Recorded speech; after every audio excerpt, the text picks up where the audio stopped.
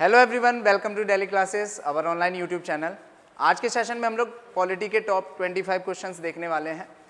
पिछले कुछ सेशन में मैंने आपको पॉलिटी के एमसीक्यू कराए थे, आर्टिकल 20 के बारे में बताया था। उस वीडियोस को आप daily classes Khatima YouTube channel पर देख सकते हैं। आज के सेशन में भी हम लोग टॉप 25 क्वेश्चन देखते हैं जो हमारे एसएससी, रेलवे और वनडे एग्जाम में बहुत ज़्यादा बेनिफिशियल रहेंगे। आज के सेशन में पहला क्वेश्चन देखते हैं। पहला क्वेश्चन लिखा है मैच द फॉलोइंग करना है, इसको मतलब मिलान करना है।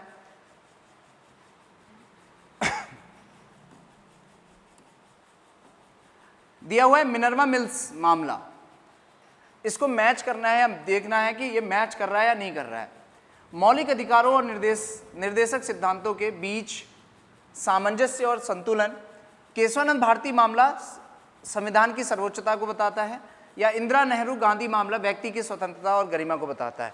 इसमें ये बोल रहा है कौन कौन से ऑप्शन मैच कर रहे हैं, है ना। तो पहला ऑप्शन मिनर्वा मिल केस। अब इसके पीछे थोड़ा सा हम लोग समझते हैं। जैसे आपने सुना होगा कि पहला संविधान संशोधन 1951 में हुआ था, 1951 में, और पहले संविधान संशोधन द्वारा शेड्यूल या अनुसूची 9 जोड़ दिया गया। अब बीच में एक पंगा भी आ गया था कि भाई फंडामेंटल राइट में अमेंडमेंट या संशोधन हो सकता है या नहीं हो सकता है। तो कुछ केसेस उसके रिगार्डिंग आए थे। अगर फंडामेंटल राइट में संशोधन हो सकता है, उसके रिगार्डिंग जो केसेस आए थे वो थे, आपने सुना होगा, Shankari Prasad case, Sajjan Singh case, Golaknath case, Keshavananda Bharati case, है ना। इतने सारे केसेस आए हैं। एक्चुअल में था क्या, जमीन का विवाद का मामला था कि सरकार सरकारी यूज़ के लिए, पर्पज़ के लिए किसी की भी ज़मीन को अधिग्रहण कर सकती है या नहीं। अगर कर सकती है तो फंडामेंटल राइट में क्या करना पड़ेगा, संशोधन। और अगर फंडामेंटल राइट में अमेंडमेंट या संशोधन हो सकता है तो सरकार भूमि अधिग्रहण कर सकती है। और अगर फंडामेंटल राइट में अमेंडमेंट नहीं हो सकता था तो सरकार किसी की भी जमीन को हड़प नहीं सकती थी। तो 1951 में सबसे पहले संविधान संशोधन करके 9वीं अनुसूची जोड़ दिया गया और उसमें यह कहा गया कि भाई फंडामेंटल राइट में अमेंडमेंट हो सकता है और सरकार को जरूरत पड़ने पर किसी की भी जमीन को कब्जा कर सकती है, जैसे सड़क निर्माण कर सकती है, बहुत सारी चीज़ें आती हैं। अब बिहार के कुछ लोग थे, शंकरी प्रसाद जैसे सुना होगा, सज्जन सिंह, इन लोगों ने क्या किया, कोर्ट में केस कर दिया, भाई चैलेंज कर दिया कि फंडामेंटल राइट में संशोधन हो सकता है, नहीं हो सकता है। अगर संशोधन होगा जमीन चली जाएगी। तो इन लोगों की जमीन चली गई थी। इन लोगों ने केस कर दिया कि भाई फंडामेंटल राइट में अमेंडमेंट होगा या नहीं होगा। गवर्नमेंट कह रही है फंडामेंटल राइट में अमेंडमेंट होगा, और अमेंडमेंट होने का मतलब जमीन छीनी जाएगी। तो कई बार ऐसा भी केस आया कि भाई अमेंडमेंट होगा नहीं होगा। तो फंडामेंटल राइट में आपने केशवानंद भारती केस सुना होगा। केशवानंद भारती केस 1973 में आया। उसने कहा भाई फंडामेंटल राइट में अमेंडमेंट हो सकता है, लेकिन बेसिक स्ट्रक्चर में कोई भी चेंजेस नहीं किया जाएगा। बेसिक स्ट्रक्चर का मतलब मूल ढांचा बोलते हैं। कुछ ऐसे टॉपिक या सब्जेक्ट जिनमें आप बदलाव नहीं करेंगे, उसके अलावा आप फंडामेंटल राइट में अमेंडमेंट कर सकते हैं। जैसे अब 1973 में केशवानंद भारती केस आया। 1980 में एक केस आया जिसे हम कहते हैं मिनर्वा मिल केस। 1980 में एक केस आया, मिनर्वा मिल केस। हो क्या रहा था, लोगों के प्रश्न थे भाई फंडामेंटल राइट बड़ा है या डीपीएसपी बड़ा है। फंडामेंटल राइट बड़ा है या डीपीएसपी बड़ा है। कुछ का मानना था भाई, या गवर्नमेंट कहती थी डीपीएसपी बड़ा है, और कुछ कहते फंडामेंटल राइट बड़ा है। तो मिनर्वा मिल केस आया। मिनर्वा मिल केस ने यह कहा ना फंडामेंटल राइट बड़ा है ना डीपीएसपी बड़ा है, दोनों का सामंजस्य होना बहुत जरूरी है। दोनों का सामंजस्य होना बहुत जरूरी है। मतलब ना तो फंडामेंटल राइट को बड़ा कहेंगे ना डीपीएसपी को। अगर फंडामेंटल राइट बड़ा है तो जनता की पावर ज्यादा होगी, गवर्नमेंट की पावर कम होगी, और डीपीएसपी बड़ा है तो गवर्नमेंट की पावर ज्यादा होगी और फंडामेंटल राइट की पावर कम होगी। मिनर्वा मिल केस 1980 में आया। इसने कहा ना फंडामेंटल राइट बड़ा है ना ही डीपीएसपी बड़ा है, दोनों का तालमेल और सामंजस्य होना बहुत जरूरी है। इसलिए फर्स्ट ऑप्शन जो है इसके साथ मैच कर रहा है। केशवानंद भारती मामला केस, मैंने अभी आपको बताया केशवानंद भारती केस आया था 1973 में। 1973 में केशवानंद भारती केस आया। इसी में प्रस्तावना को संविधान का अंग बताया गया केशवानंद भारती केस में। केशवानंद भारती वैसे मठ के एक पुजारी हुआ करते थे केरला में। इनकी जमीन छीन ली गई थी, या कह सकते हैं हजारों एकड़ जमीन जो है सरकार ने अधिग्रहण कर लिया था। उसके संबंध में ये कोर्ट पहुंचे थे केशवानंद भारती केस। अगर पूछा जाएगा केशवानंद भारती केस अब तक का पूरे संविधान में सबसे बड़ा केस माना जाता है केशवानंद भारती केस। इसमें पूरे 13 जजों की बेंच बैठी थी और इसमें यह बताया गया था कि संविधान जो है सर्वोच्च है, संविधान को सबसे ऊपर रखा जाएगा। इसका मतलब सेकंड का सेकंड में मैच कर रहा है।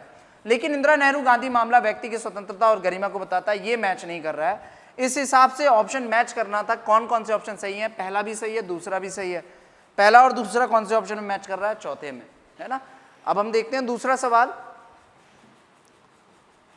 निम्नलिखित में से किस मामले में सर्वोच्च न्यायालय ने कहा कि प्रस्तावना संविधान का हिस्सा है? जैसा कि अभी मैंने आपको बताया था कि संविधान निम्नलिखित में से किस मामले में सर्वोच्च न्यायालय ने कहा कि, सुप्रीम कोर्ट ने कहा कि प्रस्तावना जो है, प्रियम्बल जो है, संविधान का हिस्सा है। Coelho case, Keshavananda Bharati case, Golaknath case या इंदिरा नारायण मामला? इसका सही आंसर है बी वाला। केशवानंद भारती केस में यह कहा गया कि प्रस्तावना भी संविधान का हिस्सा होगा, प्रियम्बल भी संविधान का हिस्सा होगा। जैसे हम प्रस्तावना देखते हैं, प्रस्तावना है क्या, प्रियम्बल क्या है। कभी भी आप मार्केट से कोई बुक खरीदते हैं तो उसका एक परिचय देखते हैं कि इस बुक में किस किस के बारे में दिया गया है, कौन कौन से एग्जाम के लिए बेनिफिशियल है, तो एक परिचय होता है। वैसे ही संविधान का एक परिचय है, स्टार्टिंग में जो दिया जाता है उसी को हम लोग बोलते हैं प्रस्तावना, प्रियम्बल। जब संविधान निर्माण हुआ या लागू हुआ तो संविधान में प्रस्तावना को संविधान का अंग नहीं बताया गया। अब जब अंग नहीं बताया गया तो इसको रखो ना रखो, है ना, उससे कोई फर्क नहीं पड़ता। या इसमें कोई चीज लानी है, ऐड करनी या डिलीट करनी है, संविधान में संशोधन होगा नहीं। तो केशवानंद भारती केस में इसको संविधान का अंग बता दिया गया। जब अंग बता दिया गया तो प्रस्तावना में अगर कोई चीज ऐड करते हैं, कोई भी शब्द ऐड करते हैं या कोई भी शब्द इसमें से डिलीट करते हैं तो संविधान में संशोधन कराना पड़ेगा। केशवानंद भारती केस 1973 में आया। इसमें अभी मैंने बताया आपको 13 जजों की बेंच थी। और ये केस कब आया था? केशवानंद भारती केस 1973 में, 1973 में आया था। इसका सही आंसर बी वाला सही है। तीसरा क्वेश्चन देखते हैं। संविधान के किन प्रावधानों में से कौन से भारतीय राज्य के धर्मनिरपेक्ष चरित्र को प्रकट करता है? Which of these provisions of the Constitution reveal the secular character of the Indian state? Preamble है, DPSPs है, फंडामेंटल राइट्स है, या तीनों सही है या एक सही है, दो सही है, ये बताना चाह रहा है। संविधान के किन इन प्रावधानों में से कौन से भारतीय राज्य के धर्मनिरपेक्ष चरित्र को प्रकट करता है? अब सवाल ये, धर्मनिरपेक्ष क्या होता है? आपने सुना होगा सेक्युलरिज्म, सेक्युलर, है ना। धर्मनिरपेक्ष का मतलब होता है, जैसे अगर मैं बात करूं कि भारत में, अगर भारत में देखा जाए तो आपको पता है हर धर्म, हर जाति के लोग मिलेंगे आपको। तो भारत का कोई अपना धर्म नहीं होगा या भारत किसी एक धर्म को बढ़ावा नहीं देगा। भारत में रहने वाले सभी लोगों के धर्म समान है।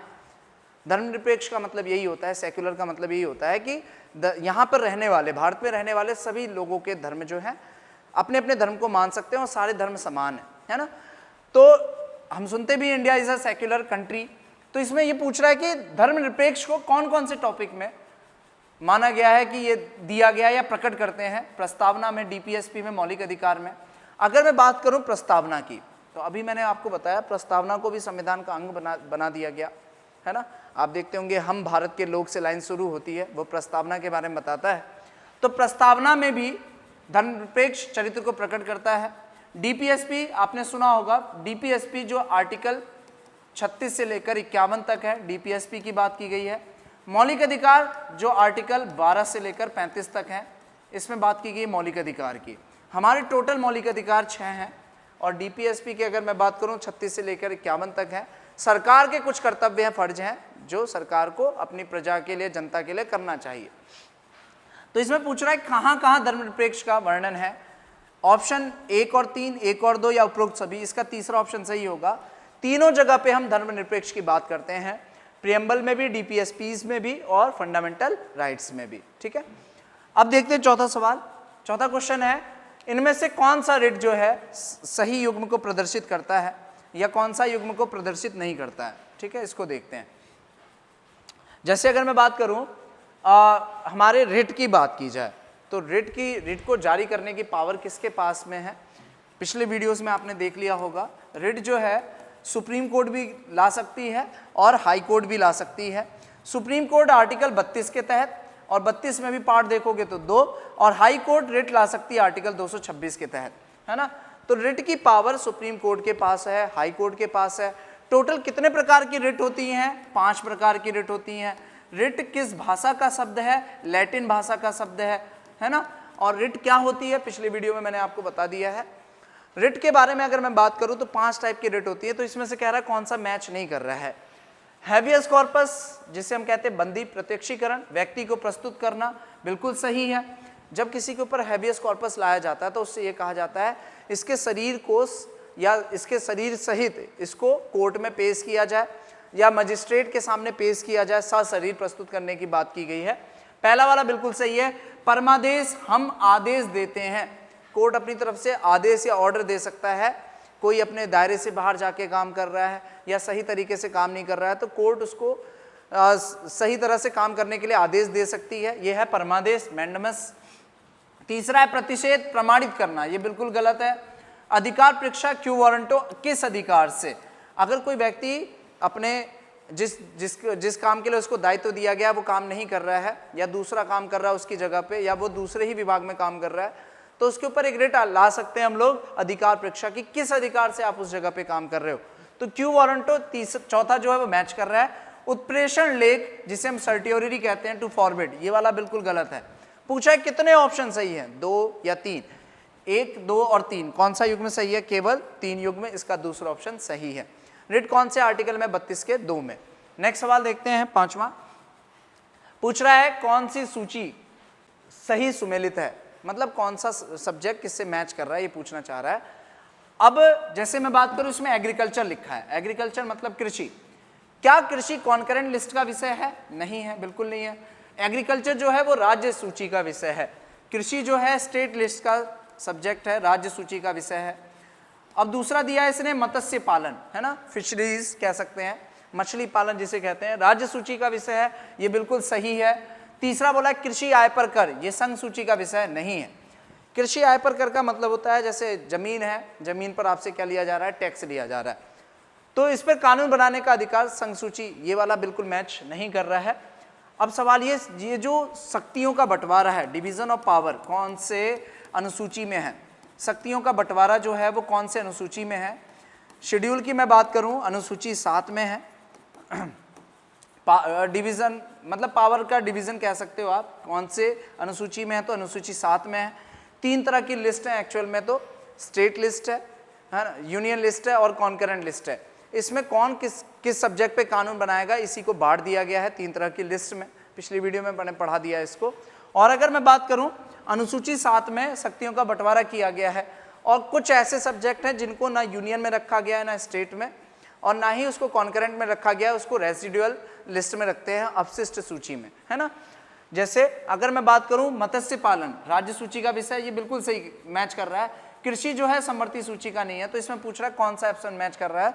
इसका केवल 2 मैच कर रहा है। क्वेश्चन नंबर 6 देखते हैं। 73वें संवैधानिक संशोधन द्वारा भारतीय संविधान में कौन सी अनुसूची शामिल की गई थी? आपने सुना होगा स्टार्टिंग में अनुसूचियां हमारी कितनी थी? शुरुआत में हमारी टोटल 8 अनुसूचियां थी, 8 स्केड्यूल था स्टार्टिंग में, लेकिन वर्तमान में देखोगे तो 8 और 4 टोटल कितनी हो गई हैं? 12। वर्तमान में हमारी 12 अनुसूचियां हैं, तो ये 4 अनुसूचियां बाद में जोड़ी गई हैं। तो ये पूछ रहा है 73वें 73rd कॉन्स्टिट्यूशनल अमेंडमेंट के द्वारा कौन सी अनुसूची शामिल की गई है? तीसरी, 7वीं, 5वीं या 11वीं? इसका चौथा ऑप्शन बिल्कुल सही है, 11वीं अनुसूची। 11th स्केड्यूल को जोड़ा गया है, 11वीं अनुसूची को जोड़ा गया 73वें संविधान संशोधन द्वारा, ठीक है, 73rd अमेंडमेंट द्वारा। ये जो बची हुई 4 हैं, जैसे अगर मैं बात करूं कौन कौन सी हैं, एक है 9वीं अनुसूची, एक है 10वीं, और एक है 11वीं, और एक है 12वीं। कभी कभी क्वेश्चन में आता है कि भाई जब भूमि सुधार के लिए कौन सा अनुसूची है? वो है 9वीं। और अगर मैं बात करूं, जैसे 9वीं अनुसूची की बात कर रहा हूं मैं, 9th स्केड्यूल की बात कर रहा हूं, तो ये भूमि सुधार से संबंधित है, या भूमि सुधार संशोधन कह सकते हैं हम लोग इसमें।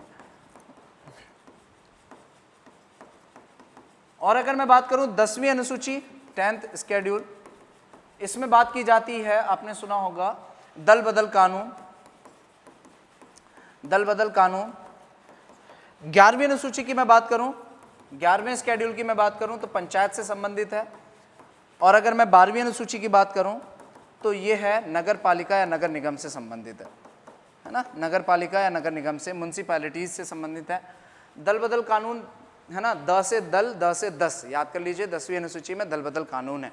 ये क्या है, जैसे मान लीजिए कोई व्यक्ति है जिसने किसी पार्टी से इलेक्शन लड़ा, बीजेपी से, कांग्रेस से, किसी भी पार्टी से इलेक्शन लड़ा, और इलेक्शन लड़ने के बाद में वो जीत गया, और जीतने के बाद उसने अपनी पार्टी चेंज करनी चाहिए, तो उसके ऊपर दल बदल कानून लग जाएगा, है ना। और दल बदल कानून लगने का मतलब उसकी संसद की सदस्यता क्या हो जाएगी, चली जाएगी। इसी को हम लोग बोलते हैं दल बदल कानून। और ये जो है बाद में जोड़े गए हैं। अब हमारे संविधान में कोई भी अनुसूची आपको ऐड करनी है या रिमूव करनी है तो संविधान में संशोधन कराना पड़ेगा। ये बाद में जोड़ी गई हैं 4 अनुसूचियां। अब देखते हैं हम लोग 7वां क्वेश्चन, किस प्रख्यात न्यायविद और संविधान विशेषज्ञ ने भारतीय संविधान की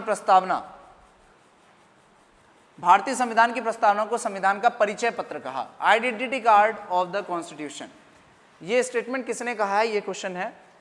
सर अर्नेस्ट बारकर ने, या के.एम. मुंशी ने, या डॉक्टर भीमराव अंबेडकर ने, या N.A. पालकीवाला ने। ये स्टेटमेंट किसने कहा है? किस प्रख्यात न्यायविद और संविधान विशेषज्ञ ने भारतीय संविधान की प्रस्तावना को संविधान का परिचय पत्र कहा? इसका चौथा ऑप्शन बिल्कुल सही है, पालकीवाला ने कहा। एक सवाल और आ जाता है पेपर में कि भाई संविधान की आत्मा किसे कहते हैं, है ना। संविधान की आत्मा किसे कहते हैं? Heart, soul of the constitution, संविधान की आत्मा किसे कहा जाता है? अब इसके 2 आंसर मिलते हैं हमें। संविधान की आत्मा का मतलब सोल ऑफ द कॉन्स्टिट्यूशन,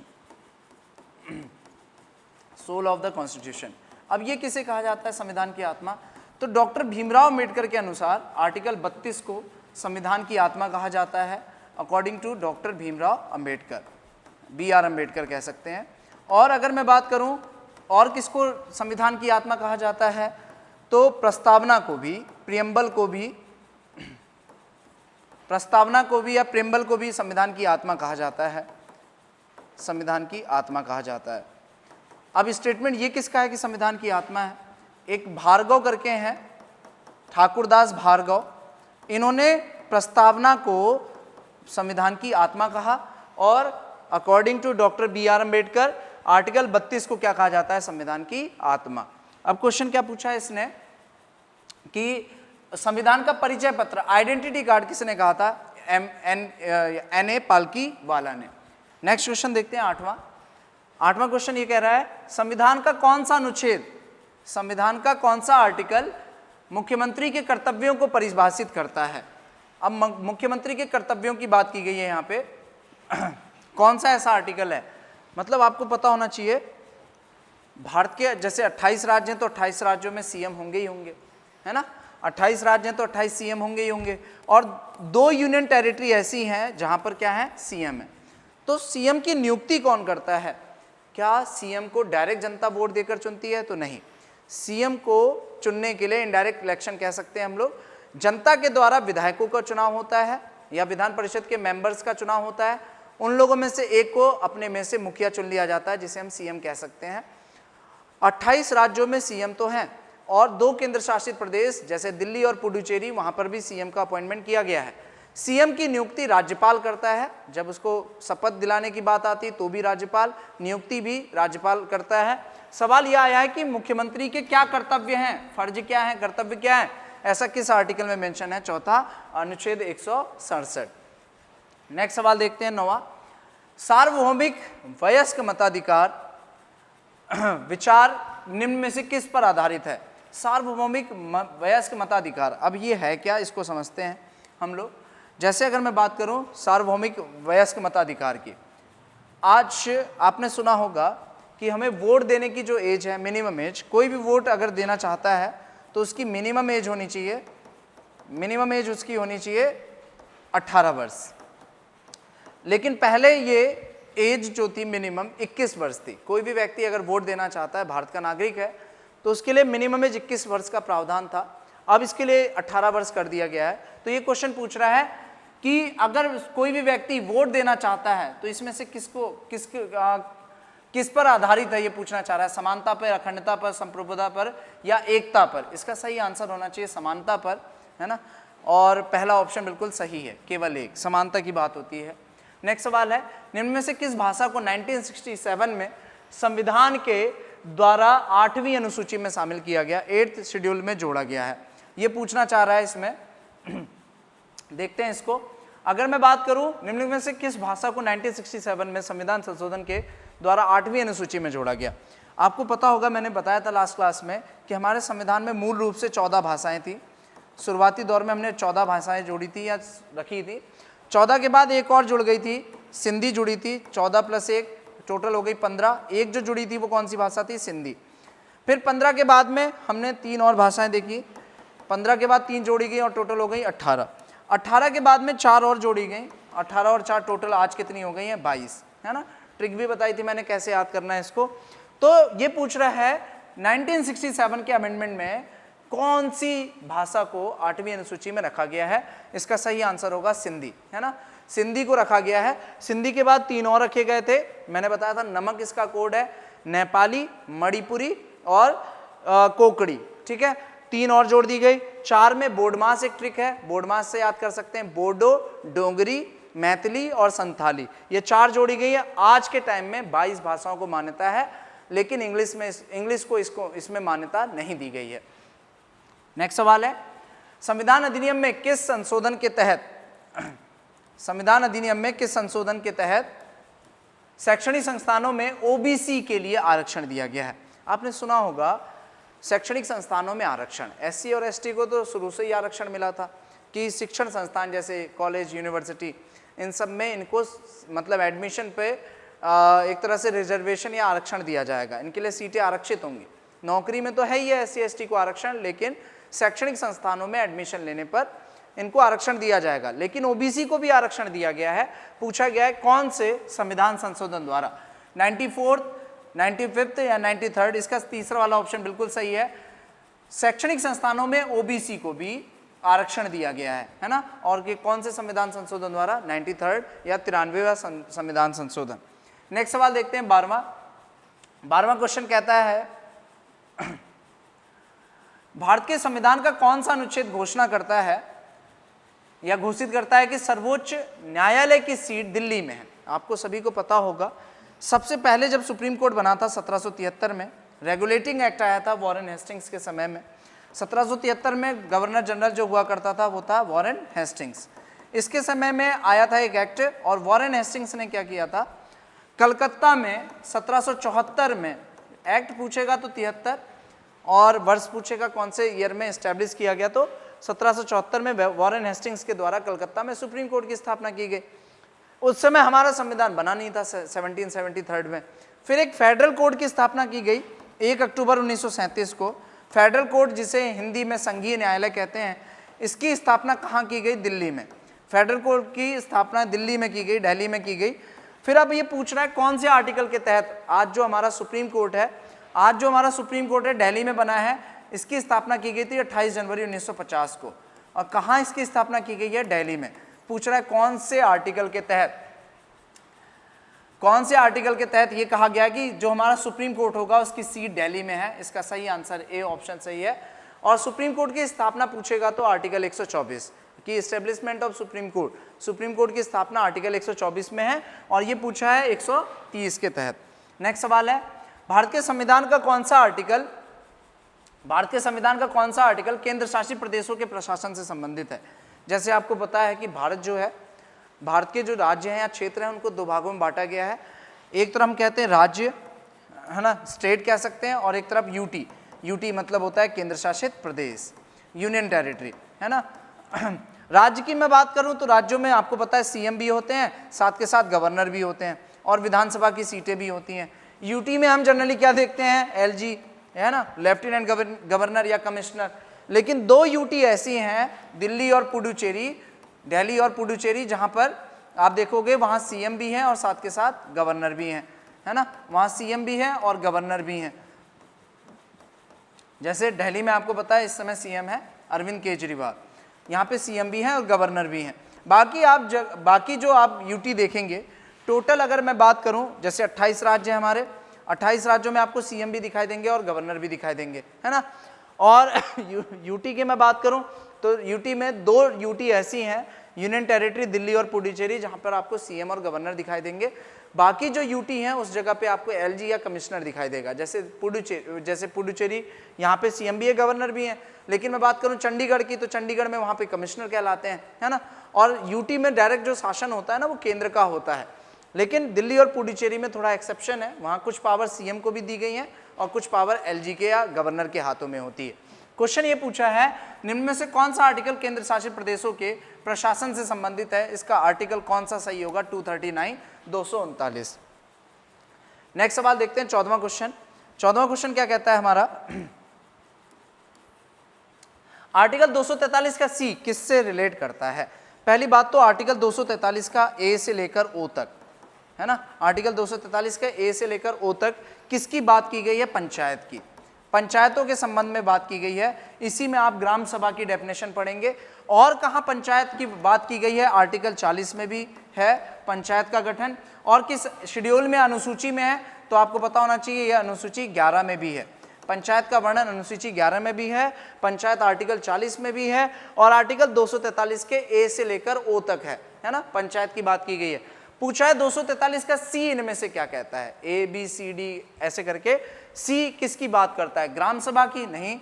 पंचायतों का संविधान? बिल्कुल गलत है, पंचायतों की परिभाषा गलत है। इसका चौथा वाला ऑप्शन सही है, पंचायतों की संरचना, है ना, कंपोजिशन ऑफ पंचायत। अब आपको पता होना चाहिए ग्राम या गांव के लेवल पे और शहर के लेवल पे। गांव की अगर मैं बात करूं, जैसे महात्मा गांधी चाहते थे यार कि गांव में जो लोग हैं ना उनको भी कहीं ना कहीं आगे बढ़ने का मौका मिले, है ना, उनको भी कहीं ना कहीं उनके अधिकार दिए जाएं, है ना, उनको न्याय मिले, एक तरह से उनका भी डेवलपमेंट हो। इसी गांधी जी के विचार पर ही पंचायत का गठन किया गया। और पंचायत जो है ग्राम और शहर के लेवल पे, अगर मैं बात करूं ग्रामीण और शहरी लेवल पर मैं बात करूं तो ग्रामीण लेवल पर, विलेज लेवल पर, ग्रामीण लेवल पर 3 तरह की पंचायतों का गठन किया गया है। एक आपने सुना होगा ग्राम पंचायत, ग्राम पंचायत से ऊपर होता है क्षेत्र पंचायत और क्षेत्र पंचायत से ऊपर होता है हमारा जिला पंचायत। ये ग्रामीण या गांव के लेवल पर अगर मैं बात करूं तो। और अगर मैं बात करूं पंचायत और कहां पे है, तो आप पंचायत को कह सकते हैं शहर के लेवल पर भी पंचायतों का गठन किया गया है। शहर के लेवल पर अगर मैं बात करूं, सिटीज के लेवल पर, तो होगा क्या, यहाँ पर सबसे नीचे रखा जाता है या पहले रखा जाता है नगर पंचायत को। नगर पंचायत से ऊपर नगर पालिका परिषद और नगर पालिका परिषद से ऊपर नगर पालिका परिषद के ऊपर होता है नगर निगम। नगर निगम का मुखिया पूछा जाता है कभी कभी कि नगर निगम का हेड कौन होता है, मुखिया कौन होता है। नगर निगम का हेड होता है महापौर, जिसे आप इंग्लिश में कहते हैं मेयर, है ना। मेयर यहाँ का क्या होता है? हेड होता है। तो ये गांव और शहर के लेवल पर इस तरह की पंचायतों का गठन किया जाता है। इन दोनों को मिलाकर हम कहते हैं लोकल गवर्नमेंट, हिंदी में हम लोग कहते हैं इसको स्थानीय सरकार।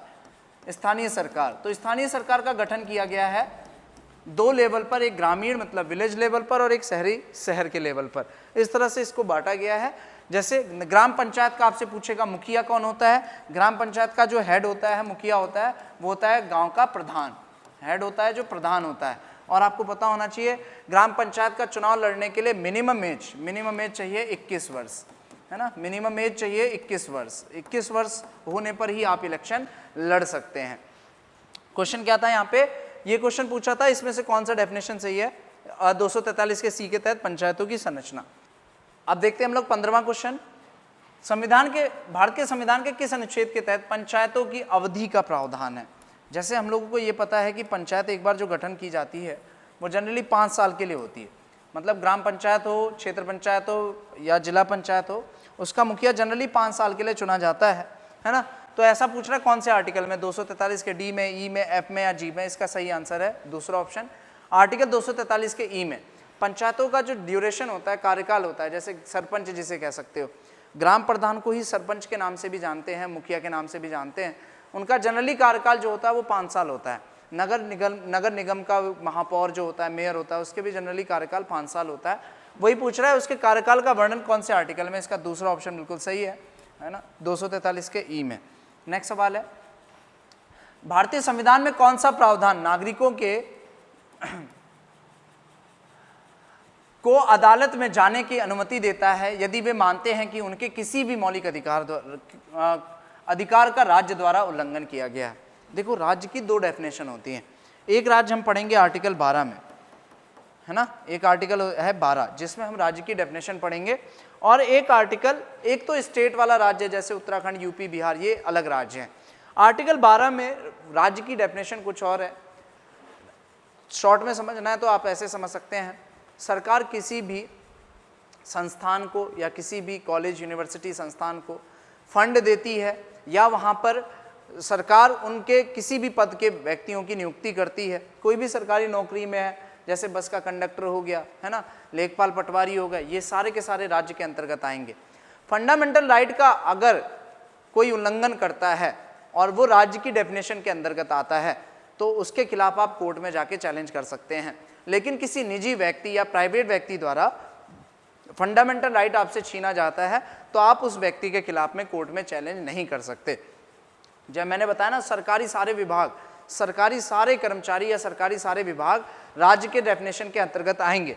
तो ये पूछ रहा है कि अगर कोई भी, मान लीजिए नागरिकों का कोई भी अधिकार छीना जाता है, राज्य द्वारा अगर कोई उल्लंघन किया जाता है तो वो कहाँ जा सकता है? कोर्ट में जा सकता है।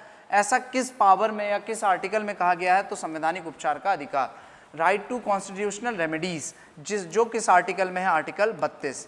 और मैंने अभी आपको बताया था आर्टिकल 32 के 2 में ये लिखा है रेट के बारे में, है ना। तो फंडामेंटल राइट अगर छीना जाता है तो आर्टिकल 32 के तहत सुप्रीम कोर्ट में जाके चैलेंज कर सकते हैं। और अगर आर्टिकल 226 के तहत आपको जाना है तो आप किस जगह पे जाके अपील कर सकते हैं? हाई कोर्ट में। नेक्स्ट क्वेश्चन देखते हैं हम लोग, 17वें क्वेश्चन की मैं बात करूं। 17वां क्वेश्चन ये कह रहा है, निम्नलिखित में से कौन सा शब्द भारतीय संविधान के प्रस्तावना का मूल पार्ट था? सीधा सीधा प्रस्तावना में मूल रूप से जोड़ा गया था, ऐसा कौन सा पार्ट है? धर्मनिरपेक्ष, न्याय, बंधुत्व या समानता, सेक्युलर जस्टिस, फ्रेटर्निटी या इक्वलिटी, ये पूछना चाह रहा है। भारतीय संविधान के प्रस्तावना का मूल पार्ट था। प्रस्तावना मतलब प्रेमबल, प्रेमबल से क्वेश्चन अच्छे खासे आते हैं एग्जाम में। तो पूछ रहा है इसमें मूल रूप से कौन सा पार्ट था? पहला ऑप्शन धर्मनिरपेक्ष, दूसरा न्याय, बंधुत्व या समानता। दूसरा भी था, तीसरा भी था, चौथा भी था, ऐसा एक ही ऑप्शन में है, 2, 3 और 4, क्योंकि धर्मनिरपेक्ष को जो है बाद में जोड़ा गया है। 1973 हमने पढ़ा ना, 1973 में केशवानंद भारती केस, संविधान में प्रस्तावना को संविधान का अंग बना दिया गया। इसके बाद हमारे कुछ शब्द जोड़े गए, इसी में से पूछ रहा है मूल रूप से कौन से थे? न्याय भी था, बंधुत्व भी था और समानता भी था, इसलिए तीसरा ऑप्शन सही होगा। नेक्स्ट क्वेश्चन देखते हैं हम लोग, 18वां। भारतीय संविधान की किस अनुसूची के तहत राज्य में राज्यपाल द्वारा मंत्री के पद में या पद एवं गोपनीयता की शपथ दिलाई जाती है? देखिए, आप किसी भी सरकारी मंत्री, कोई सरकार के पद पर जाते हैं, सरकारी मंत्री बनते हैं, मेंबर ऑफ पार्लियामेंट बनते हैं, संसद के सदस्य बनते हैं, तो उस केस में होता क्या है? उस केस में आपको आपके पद की शपथ दिलाई जाएगी, चाहे आप सीएम बनते हैं, पीएम बनते हैं, राष्ट्रपति बनते हैं, है ना, सबको उनके पद की शपथ दिलाई जाती है। तो ये पूछ रहा है गोपनीयता की शपथ की बात कहाँ की गई है? पहली अनुसूची में, दूसरी अनुसूची में, या तीसरी या चौथी? इसका सही आंसर तीसरा होगा। 3rd शेड्यूल में बात की गई है कि इन मंत्रियों को, इन सांसदों को इनके पद की शपथ दिलाई जाएगी, है ना। नेक्स्ट सवाल देखते हैं, 19वां क्वेश्चन बात करता है, भारत संघ की भाषा के संदर्भ में भारत के संविधान के निम्नलिखित में से कौन सा अनुच्छेद यह प्रावधान करता है कि देवनागरी लिपि में हिंदी संघ की राजभाषा होगी? आपने सुना होगा कि आर्टिकल जो है 343 से लेकर 351 तक राजभाषा की बात की गई है, राजभाषा की बात की गई है, और राजभाषा में किसकी बात की गई है? हिंदी की। आर्टिकल कहाँ से कहाँ तक है? 343 से 351 तक। इसी 343 से 51 के बीच में आप ये देखेंगे कि जैसे कोई कोर्ट है, सुप्रीम कोर्ट, हाई कोर्ट, यहाँ की जो लैंग्वेज होती है, ऑफिशियल लैंग्वेज जो होती है वो इंग्लिश होती है ना। और बाकी आप देखोगे कि संसद में किस भाषा का प्रयोग किया जाता है, तो जनरली हिंदी का भी कर सकते हैं। भारत की अगर राजभाषा आपसे पूछी जाए, राष्ट्रभाषा का तो कोई वर्णन नहीं है, राजभाषा अगर आपसे पूछा जाए तो आर्टिकल 343 से 51 तक है, और इसमें किस भाषा की बात की गई है? हिंदी की। तो ये पूछ रहा है कौन से जगह पर या कौन से आर्टिकल में हिंदी संघ की राजभाषा होगी? ये लिखा है आर्टिकल 343 के 1 में। और इसकी अगर लिपि पूछेगा तो इसकी लिपि है देवनागरी। मराठी भी देवनागरी लिपि में लिखी जाती है, संस्कृत भी देवनागरी लिपि में लिखी जाती है, और इसी में हिंदी भी लिखी जाती है। अब देखते हैं क्वेश्चन नंबर हमारा 20 क्या कहता है, या 20 में किसकी बात की गई है। क्वेश्चन नंबर 20 में निम्नलिखित में से कौन सा अधिकार भारतीय संविधान के अनुच्छेद 19D द्वारा प्रदान किया गया है ना। 19 के डी में पूछ रहा है किसकी बात की गई है 19 के डी में। अगर मैं बात करूं 19 के डी में, भारत के संपूर्ण क्षेत्र में स्वतंत्र रूप से घूमने का अधिकार, आर्टिकल 19 में तो है, लेकिन इसमें स्पेशली पूछा 19 के डी में, कोई भी व्यवसाय या कार्य अपनाने का अधिकार, शांतिपूर्वक और बिना हथियारों के इकट्ठा होने का अधिकार, या संघ बनाने का अधिकार। 19 में हमें कुछ फ्रीडम दिए गए हैं, है ना, स्वतंत्रता का अधिकार, मतलब आप कहीं पे भी भारत के किसी भी क्षेत्र में घूमना चाहें घूम सकते हैं, है ना, भ्रमण की स्वतंत्रता है, आपको बोलने की स्वतंत्रता है, धरना दे सकते हैं, प्रेस की स्वतंत्रता है, बिना अस्त्र और शस्त्र के आप कहीं पे भी धरना दे सकते हैं, है ना। तो ये सारी की सारी फ्रीडम आर्टिकल 19 में। पूछना क्या चाह रहा है यहाँ पे 19 का डी, इनमें से किसकी बात करता है। थर्ड ऑप्शन सही है, शांतिपूर्ण और बिना हथियारों के इकट्ठा होने का अधिकार। ठीक है, अब देखते हैं हम लोग क्वेश्चन नंबर 21 किसकी बात करता है। क्वेश्चन नंबर 21 बात करता है निम्नलिखित में से कौन सा भारत के संविधान का एक कार्य है ना। सीधा सीधा संविधान का कार्य पूछा है इसमें, ऑप्शन के तहत देखना है। राजनीति में अच्छे नेताओं की भागीदारी सुनिश्चित करना, लोगों को सीधे भारत के राष्ट्रपति और उपराष्ट्रपति का चुनाव करने की शक्ति प्रदान करना, सरकार के विभिन्न अंगों की शक्ति को परिभाषित करना। आपने सुना होगा सरकार के 3 अंग होते हैं, गवर्नमेंट के 3 अंग होते हैं, सभी ने सुना होगा। कार्यपालिका, इंग्लिश में इसको बोलते हैं एग्जीक्यूटिव, फिर दूसरे नंबर पे हम पढ़ते हैं विधायिका, जिसे हम इंग्लिश में बोलते हैं लेजिस्लेटिव, और तीसरे नंबर पे आता है न्यायपालिका। न्यायपालिका को हम लोग इंग्लिश में बोलते हैं जुडिशरी। ये सरकार के 3 अंग होते हैं, है ना, सरकार के 3 अंग होते हैं। और अगर इसमें मैं बात करूं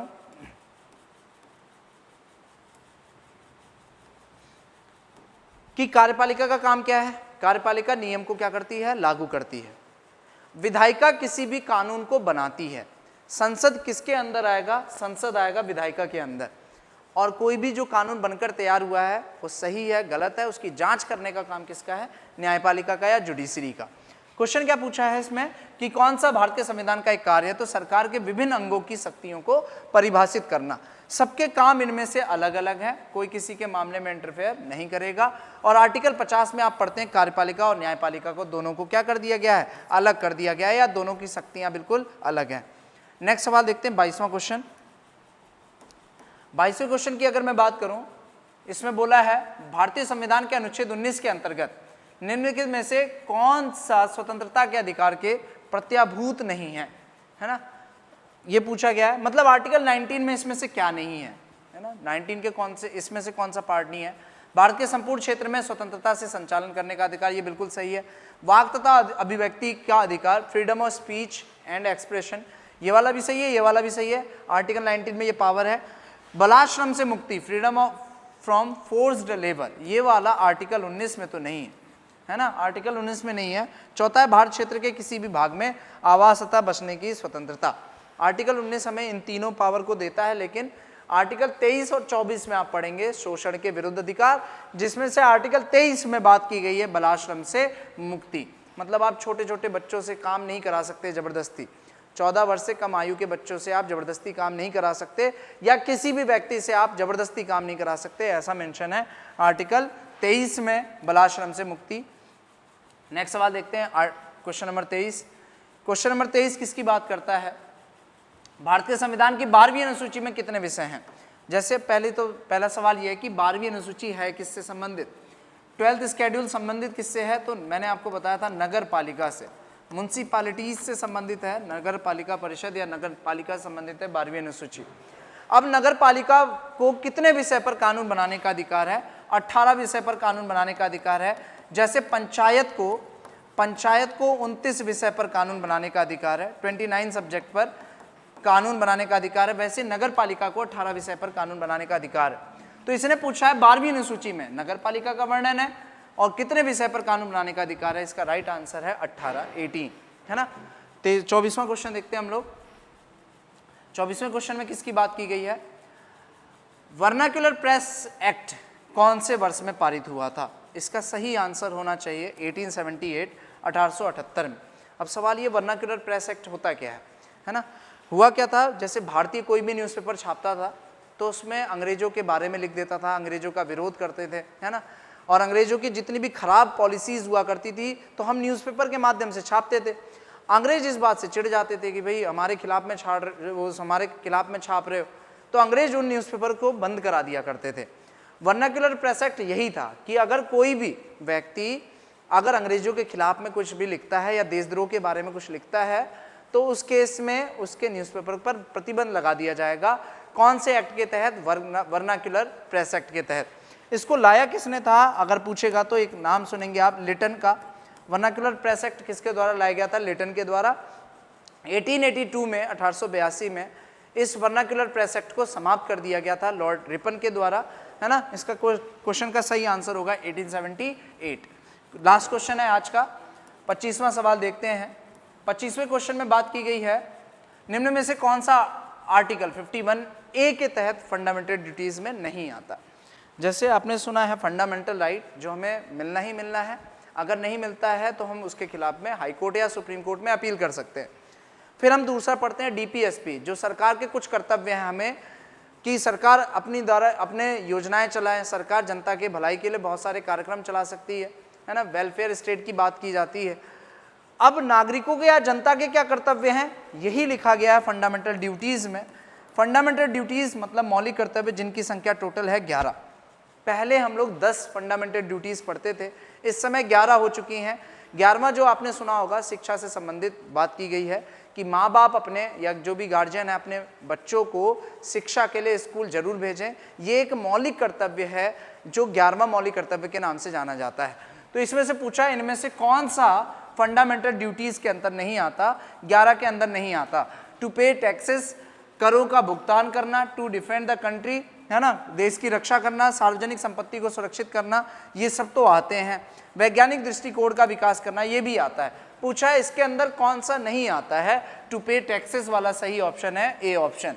फंडामेंटल ड्यूटीज जो है टोटल 11 है। समिति पूछी जाएगी तो सरदार स्वर्ण सिंह समिति के सिफारिश पर इसको जोड़ा गया था। इस समय 11 फंडामेंटल ड्यूटीज़ हैं। आज के सेशन में हम लोग इतना ही करते हैं। नेक्स्ट वीडियो में हम लोग पॉलिटी के कुछ और एमसीक्यूज देखेंगे या कोई आर्टिकल को एक्सप्लेन कर देंगे, और जल्द ही आपको करंट अफेयर्स की भी क्लासेस दिखाई देंगी। अगर आपको वीडियो पसंद आ रही हो तो लाइक, शेयर एंड सब्सक्राइब जरूर करें। आज के लिए इतना ही करते हैं। Thank you.